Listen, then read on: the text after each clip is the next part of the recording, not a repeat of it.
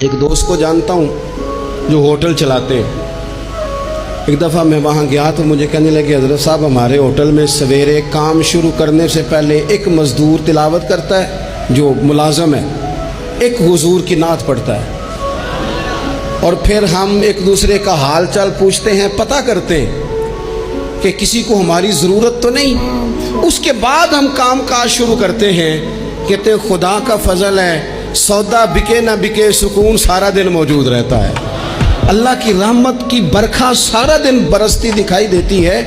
تو دوستیوں میں تھوڑا سا، اپنے یاروں میں، باقی گپیں بھی تو ہم نے لگانی ہے نا جی، تھوڑا سا اللہ کا ذکر، تھوڑا سا حضور پر درود و سلام، تھوڑی سی تسبیحات۔ میں نے بڑے بڑے کاروباری لوگ دیکھے ہیں، یہاں انہوں نے تسبیح لٹکائی ہوئی ہے، بڑا دل خوش ہوتا ہے، سکون ہوتا ہے دیکھ کے۔ موبائل بھی ہے ہاتھ میں، ان کے پاس کاروبار کے لیے لکھنے والے کھاتے کی کاپی بھی ہے، پر یہاں ساتھ تسبیح لٹک رہی۔ نوجوان بچے، کاروباری بچے گاڑی چلا رہے ہیں، ان کے ساتھ بیٹھنے کا موقع ملتا ہے تو ان کے ہاتھوں میں تسبیحاں لگی ہوئی ہیں، دل مچل جاتا ہے، دعا نکلتی ہے، مالک اگر جوانی میں تجھے اور تیرے محبوب کو یاد کرتے ہیں تو نہ جوانی میں محروم کرنا، نہ بڑھاپے میں محروم کرنا، نہ قیامت کے دن محروم کرنا۔